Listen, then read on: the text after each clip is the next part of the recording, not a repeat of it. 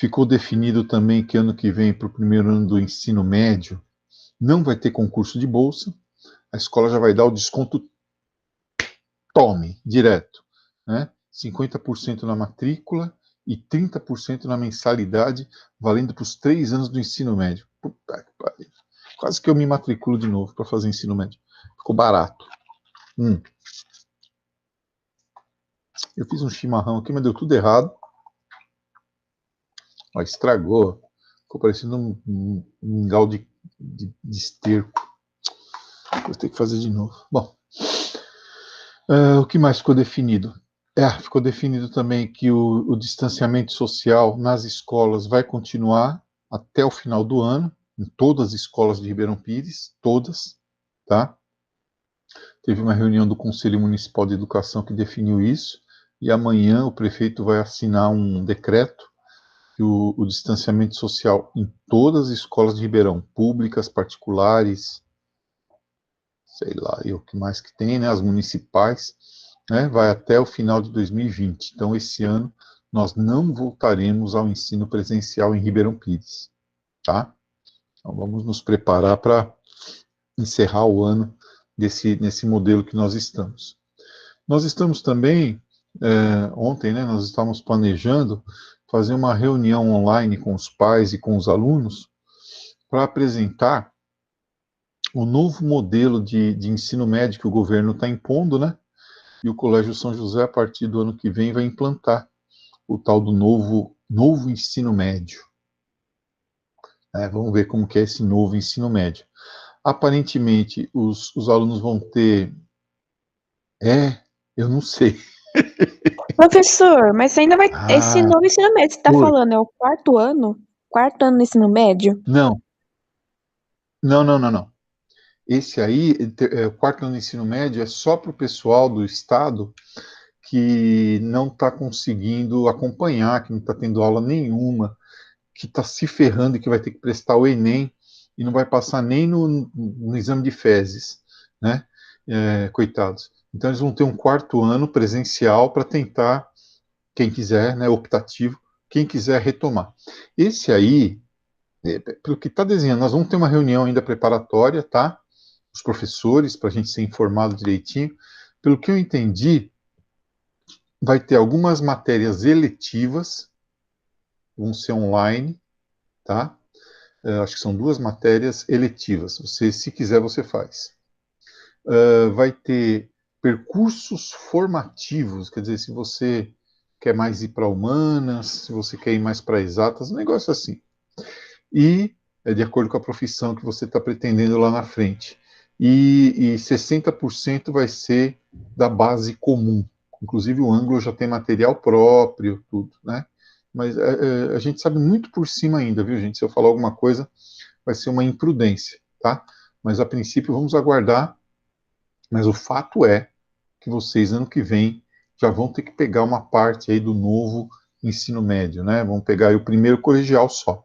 O segundo e o terceiro vão continuar nesse sistema, aí depois faz primeiro e segundo, e lá em 2023, primeiro, segundo e terceiro já estarão inseridos na dinâmica do novo ensino médio.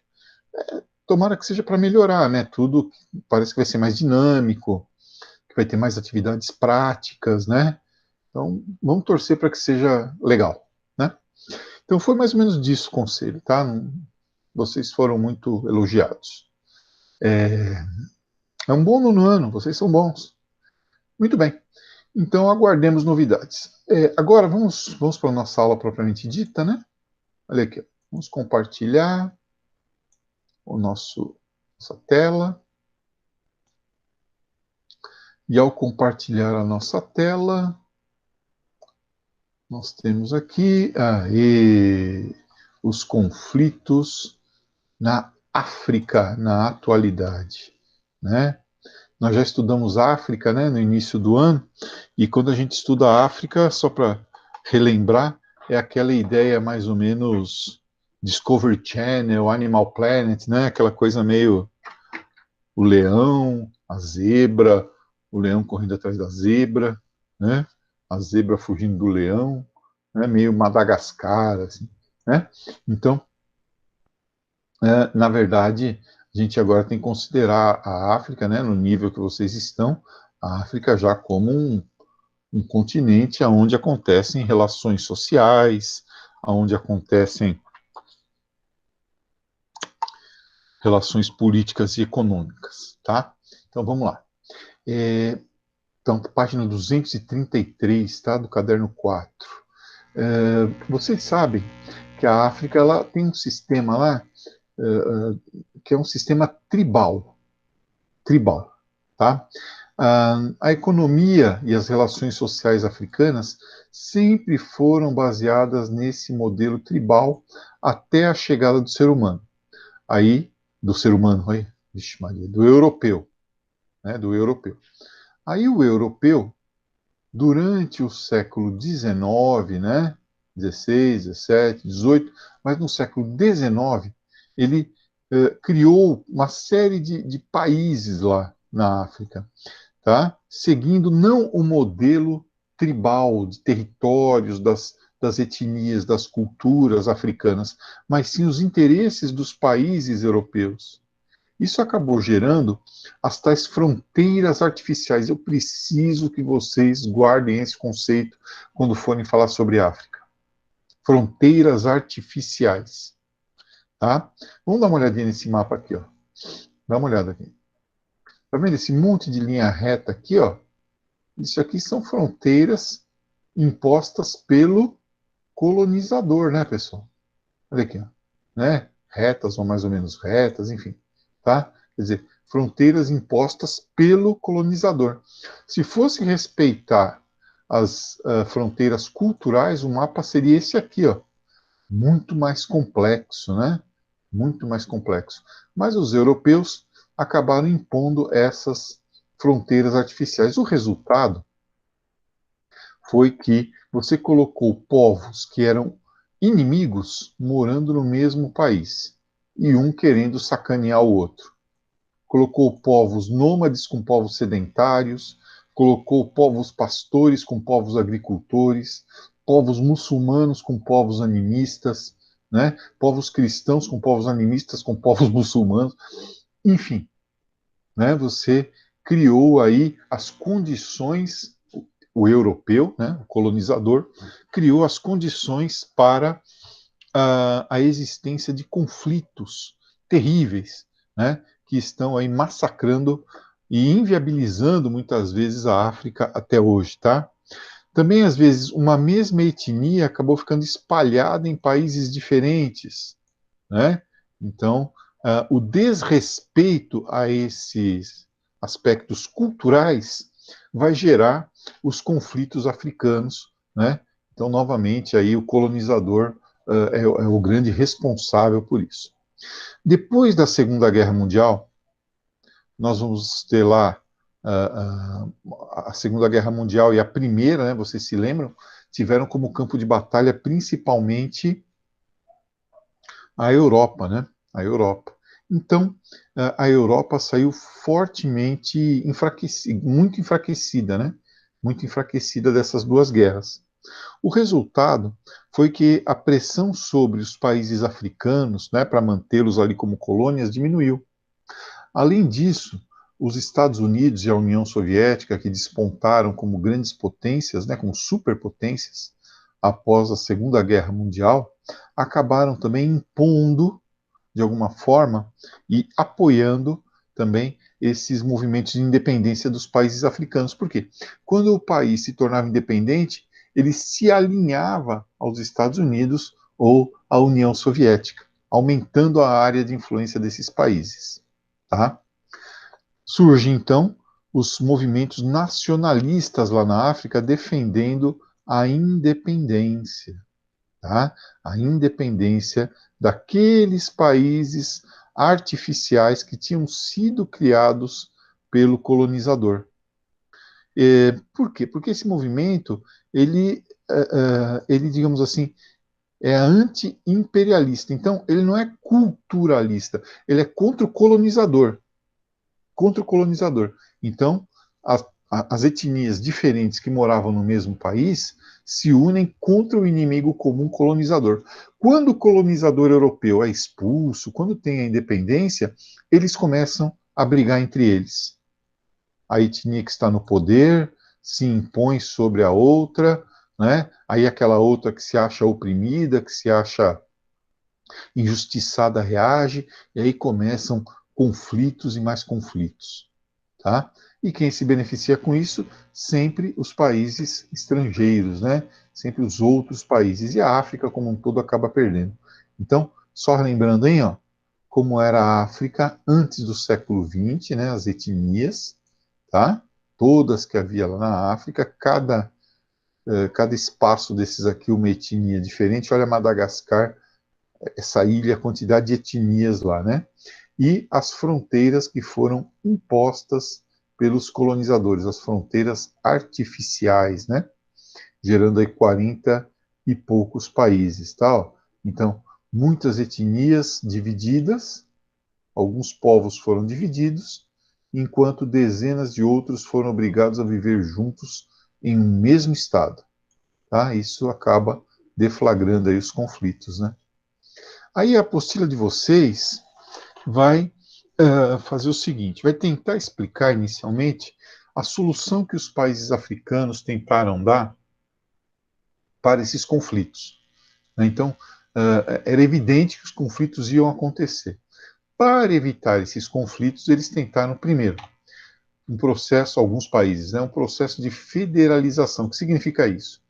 As etnias, dentro do seu território ancestral, teriam autonomia. O problema é que ter autonomia implica, por exemplo, em ganhar dinheiro com os recursos que tem ali e se apropriar das riquezas naturais que tem no lugar.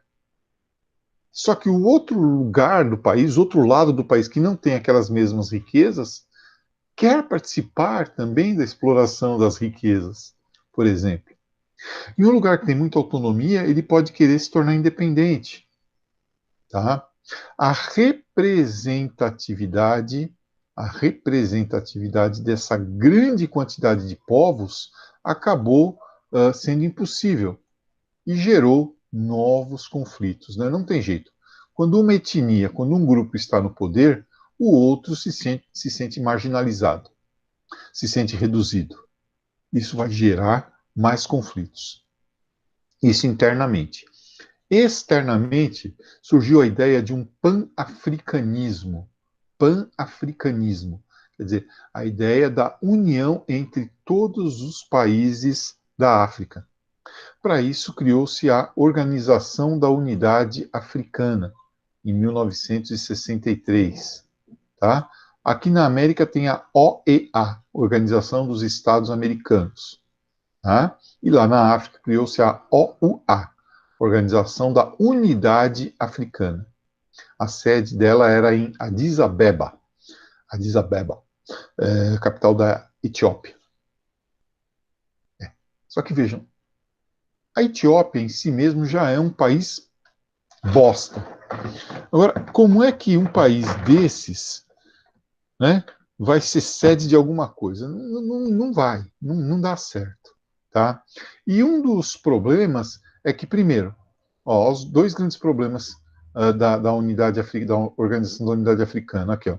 Primeiro, não tocar nas fronteiras dos colonizadores, deixar as fronteiras artificiais. Segundo, não intervir nos assuntos internos. Então, podem se matar à vontade, que a gente não vai mexer com nada. Então, fica a pergunta: para que esta unidade, esta Organização da Unidade Africana, se ela não vai resolver o problema das fronteiras artificiais, se ela não vai resolver o problema da não intervenção, se ela não vai intervir nos conflitos internos?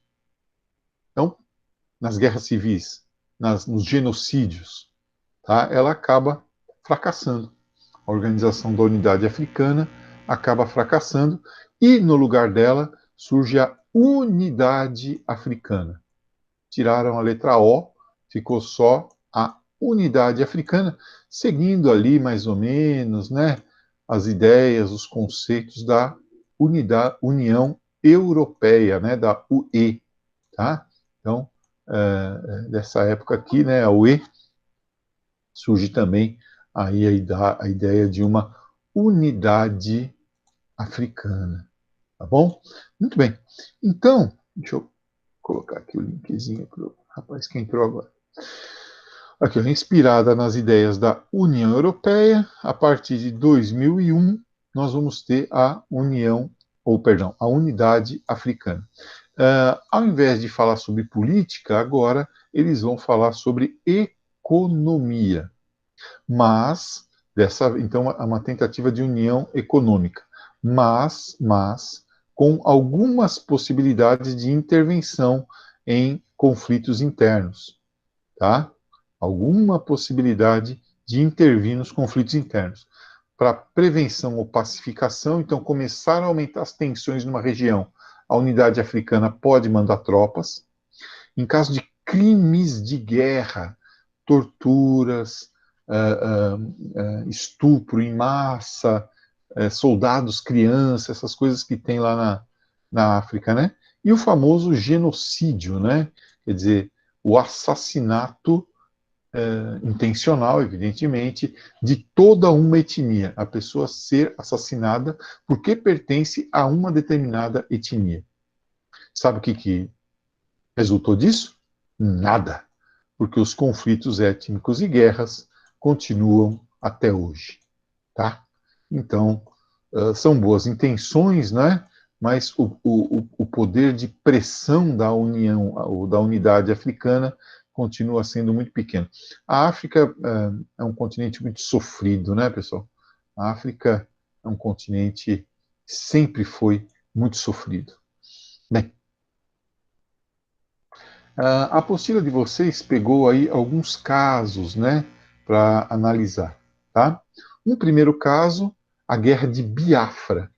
Aqui, ó, Biafra, essa região aqui, onde fica, que pertence, né, a um país chamado Nigéria, né? A um país chamado Nigéria. Na Nigéria foram criadas a Nigéria foi criada, né, naquele conceito de fronteiras artificiais, tá? Numa área onde convivem, né, duas grandes etnias, os Yoruba ou Yorubá e os Ibus, tá? Essas duas etnias aqui, ó. Ok? Muito bem. Acontece que essa região de Biafra, aonde moravam os Ibos, né, é riquíssimo, moram, né? É riquíssimo em petróleo. Riquíssimo. Os Iorubás, em 1967, ano que eu nasci, né? Aí, ano que eu nasci, 1967, tiraram dos Ibos o controle sobre os campos de petróleo que havia aí, lembra? Ó, então tá, vocês podem ficar aí com autonomia nessa região, mas nós só queremos os campos de petróleo. Pô, vai se ferrar, né, meu? Então, o que os Ibos fazem? Declaram a independência de Biafra, inclusive para continuar controlando os campos de petróleo, né? Então, o que está em jogo aqui é petróleo, certo? Não é a felicidade de ninguém, não. A Inglaterra, que no período do imperialismo, né, do neocolonialismo, mandava nessa região, apoia a independência de Biafra. A Nigéria invade Biafra. Os Yorubás, invadem a região de Biafra. E aí eles começam lá uma guerra civil, como sempre as principais vítimas nessas guerras africanas é o povo, são as crianças, né? E aí nós temos 2 milhões de mortos. Morre gente que nem mosquito aí. E Biafra continua sendo uma parte da Nigéria, tá? Continua sendo uma parte da Nigéria, ok? Então, foi um conflito terrível que atingiu essa região, né? Como sempre, as crianças sofrendo por conta de uma riqueza que é estranha para o povo, né? O povo não se beneficia, né, das riquezas da região. O povo acaba não se beneficiando dessas riquezas, ao contrário, essas riquezas acabam produzindo conflito, morte, miséria. Tá? Bom, conflito na Biafra. O outro caso que ele pega é esse aqui. Eu acho até que vocês já assistiram esse filme. Se não assistiram, assistam. Hotel Ruanda. Ganhou o Oscar de melhor filme estrangeiro. E ele narra os problemas que aconteceram num país chamado Ruanda. Né? Olha aqui. Ruanda foi uma área colonizada. Ruanda e Burundi, né? São países vizinhos lá da África. Uma área colonizada pelos belgas. Quando os belgas chegaram, eles beneficiaram a minoria dos Tutsis, que eram pastores que tinham vindo em tempos imemoriais lá da região da Etiópia. Deram armas para os Tutsis, e os Tutsis, que até então eram massacrados pelos Hutus, a outra etnia do lugar, que é de povos agricultores, né, acabou gostando da brincadeira. Quando os belgas foram embora, os Hutus, que eram maioria, assumiram o poder e começaram a massacrar os Tutsis. Começaram a massacrar os Tutsis. Muito bem. E assim a situação foi ficando. Alguns Tutsis fugiram para o Burundi, né, para o país vizinho e tal, né? E o país pobre, né, o país miserável, o país numa situação terrível. E aí esses Tutsis que fugiram criaram lá em Burundi a Frente Patriótica Ruandesa, que invadiu o país Ruanda em 1990. Começou uma guerra civil entre os Hutus e os Tutsis. Né?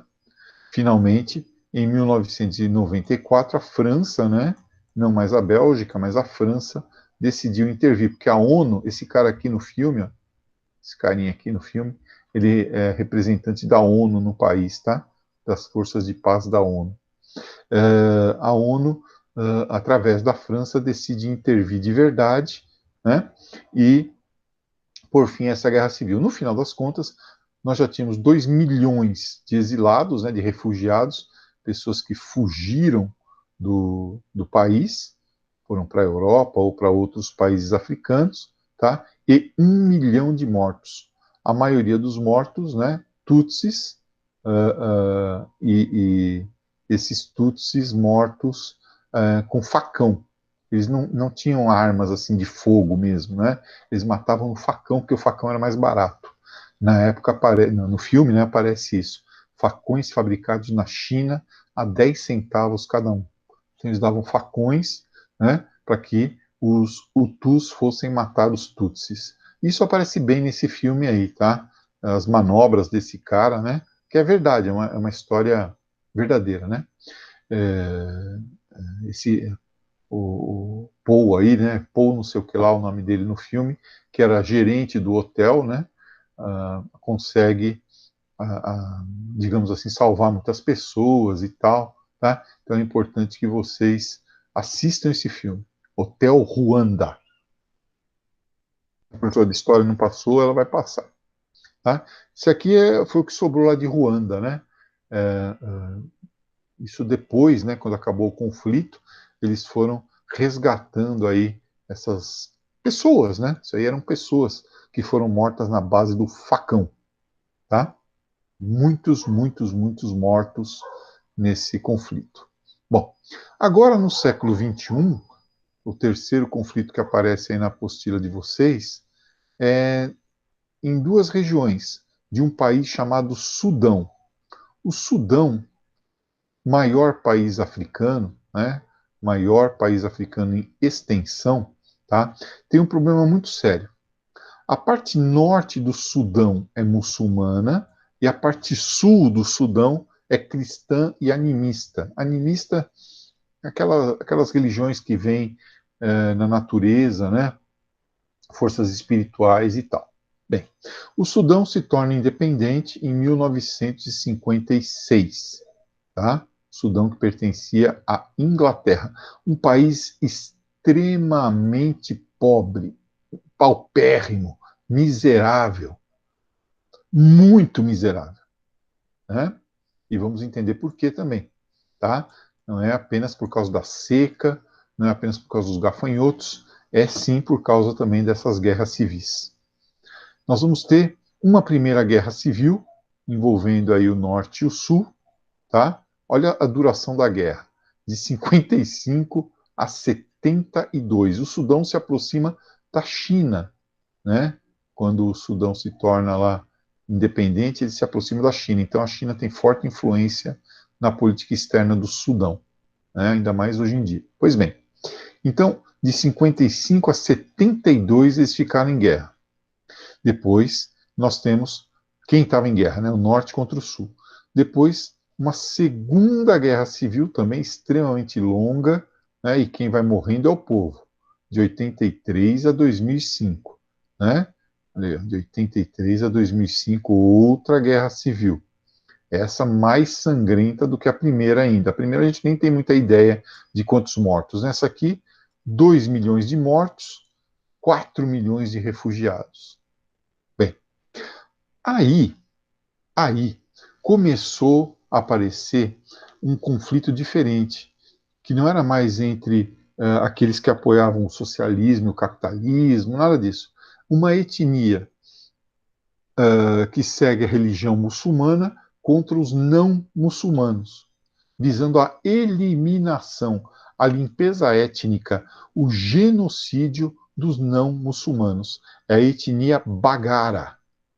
Essa etnia Bagara do norte cria a milícia islâmica Janjaweed.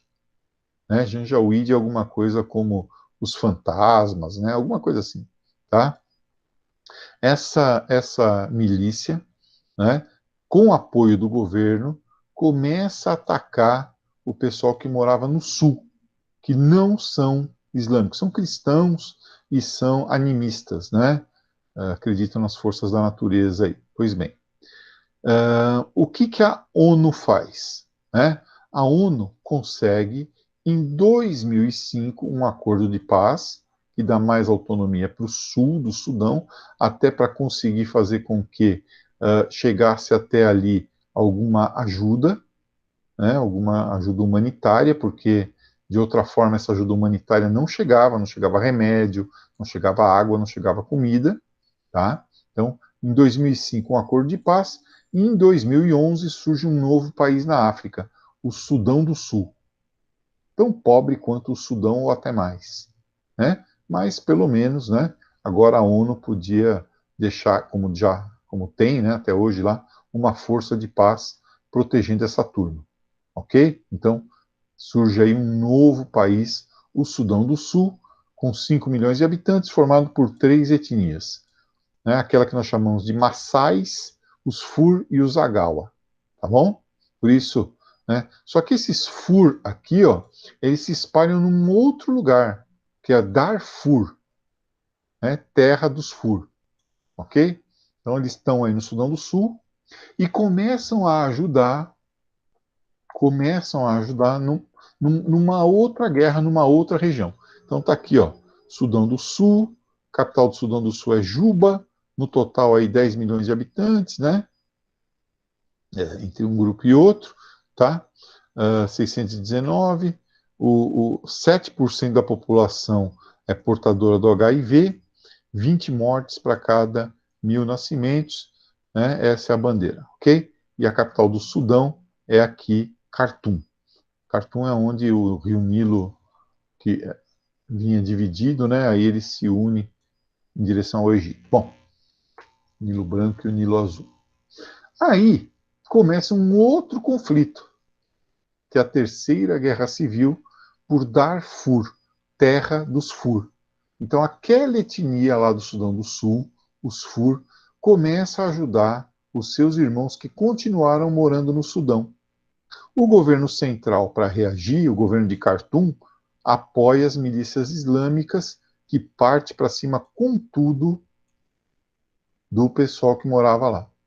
Resultado, mais massacre, mais massacre, tá?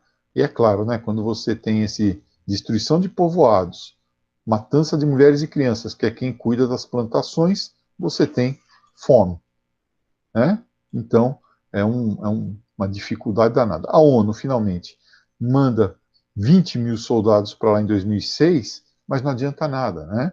Porque o conflito continua acontecendo até hoje. Né? As forças de paz da ONU não conseguiram, digamos assim, amenizar o conflito. Só conseguiram fazer com que chegasse até ali a famosa ajuda humanitária. Repito, água, remédio, comida, petróleo, enfim, né, o básico para que as pessoas possam sobreviver. Né?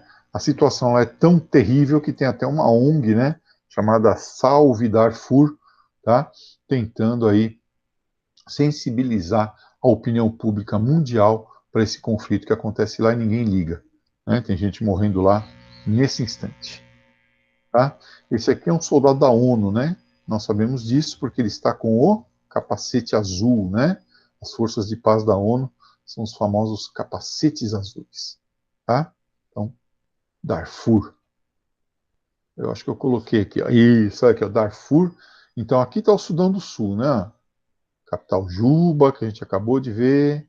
Aqui o Rio Nilo, né? O Nilo Azul e o Nilo Branco, que depois viram só um Rio Nilo. Aqui é o Lago Nasser, já em território egípcio. E aqui é a região de Darfur, né? Onde está acontecendo todo esse processo de terceira guerra civil com muitos mortos. Então, os FUR do Sudão do Sul ajudando os FUR de Darfur, tá? E o pessoal do Sudão, de Khartoum, mandando as milícias islâmicas atacar essa região. A ONU entra, manda 20 mil soldados, esses 20 mil soldados garantem um mínimo de sobrevivência para o povo aí, mas não conseguem acabar com a guerra civil. Ok? Muito bem. Então, essa é a nossa aula de conflitos africanos. Alguma dúvida? Não? Tranquilo?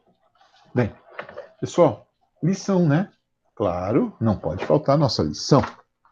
Ó, eu não sei se eu já pedi, se eu pedi, eu vou pedir de novo. Quem já fez, ótimo. Quem não fez, faça. É o resumo da primeira parte, da página 228 a 232, e essa parte que nós vimos hoje, né? O resumo também, da página 233 até a página 236. 233 a 236, e os exercícios que tem nesse caminho aí, né? A atividade 1 e a atividade 2. Tá bom? Pouca gente tem mandado lição. Ontem isso foi destacado lá no conselho, né? Que a ordem agora é dar a nota que o cara tirou. Então, peço que vocês mandem a lição para que eu não tenha que ficar dando notas abaixo de 5 aí, que não é meu desejo. Ok? Qualquer dúvida, por favor, me procurem pelo WhatsApp. Terça-feira a gente se vê, porque segunda é feriado. Namastê e aguardo as lições. Tchau, professor. Até Tchau. até semana que vem. Tchau, professor. Isso. Terça-feira, hein?